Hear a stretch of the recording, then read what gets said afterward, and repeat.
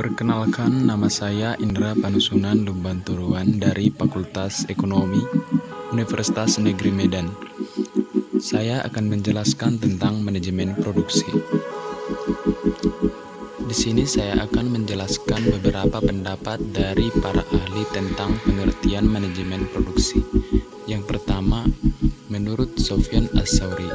Menurut Sofyan As-Sauri, pengertian manajemen produksi adalah kegiatan untuk mengatur dan mengkoordinasikan penggunaan berbagai sumber daya manusia, sumber daya alat, sumber daya dana, dan bahan secara efektif dan efisien untuk menciptakan dan menambah kegunaan sebuah barang atau jasa. Yang kedua yaitu menurut Handoko. Menurut Handoko, manajemen produksi dan operasional adalah berbagai usaha pengelolaan secara optimal, penggunaan semua sumber daya, faktor-faktor produksi, tenaga kerja, mesin-mesin, peralatan dan bahan mentah dan lain sebagainya di dalam proses transformasi bahan mentah dan tenaga kerja menjadi berbagai produk atau jasa. Yang ketiga menurut Irham Fahmi. Menurut Irham Fahmi, pengertian manajemen produksi adalah sebuah ilmu manajemen yang membahas secara menyeluruh bagaimana pihak manajemen produksi perusahaan menggunakan ilmu dan seni yang dimiliki dengan mengarahkan dan mengatur semua orang-orang untuk mencapai hasil produksi yang diinginkan. Dapat disimpulkan, berdasarkan pengertian di atas, manajemen produksi adalah sebuah penataan dari proses pengubahan bahan mentah menjadi suatu produk atau jasa yang memiliki nilai jual. Fungsi manajemen produksi yang pertama, jasa pendukung.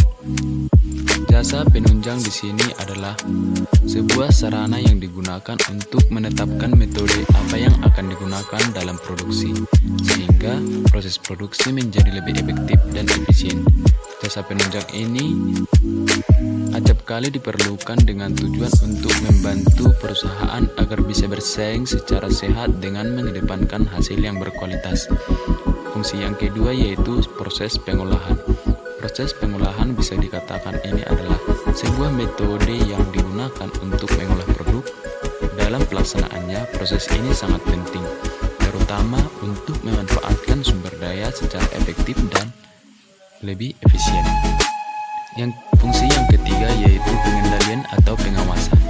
Pengendalian atau pengawasan ini adalah fungsi yang digunakan untuk menjamin proses kegiatan agar sesuai dengan rencana. Dengan begitu, tujuan yang ingin dicapai bisa terlaksana dengan baik. Pembahasan yang berikutnya yaitu ruang lingkup manajemen produksi. Yang pertama, ruang lingkup berkaitan dengan desain. Bisa dikatakan ini adalah keputusan jangka panjang dalam manajemen produksi. Mengapa demikian? Sebab dalam keputusan ini meliputi banyak hal seperti penentuan desain, lokasi, desain pengadaan, metode, desain job description, dan masih banyak lainnya. Ruang lingkup yang berikutnya yaitu ruang lingkup yang berkaitan dengan transformasi. Ini adalah keputusan yang bersifat jangka pendek atau keputusan ini berkaitan dengan operasional dan taktis. Dalam keputusan ini mencakup beberapa hal, seperti giliran kerja, jadwal produksi, anggaran, jadwal penyerahan masukan pada subsistem, pengolahan, dan keluaran pelanggan. Ruang lingkup yang berikutnya yaitu ruang lingkup berkaitan dengan perbaikan. Kebijakan yang satu ini lebih bersifat pada kesinambungan, oleh sebab itu kebijakan ini dilakukan secara rutin dan berkala. Adapun beberapa kegiatan yang masuk dalam kategori ini, seperti melakukan perbaikan secara kontinu terhadap mutu pengeluaran, perbaikan terhadap efisien dan keefektifan sistem, kompetensi dari para pekerja, kapasitas dan perbaikan yang dilakukan secara terus-menerus dari metode yang digunakan dalam mengerjakan suatu produk. Aspek-aspek manajemen produksi. Yang pertama, perencanaan produksi barang atau jasa. Perencanaan produksi memiliki tujuan untuk melancarkan proses produksi secara sistematis. Adapun hal ini ada beberapa keputusan yang harus diambil sebagai langkah awal. Yang pertama seperti jenis barang, kualitas barang, bahan baku yang digunakan, kualitas barang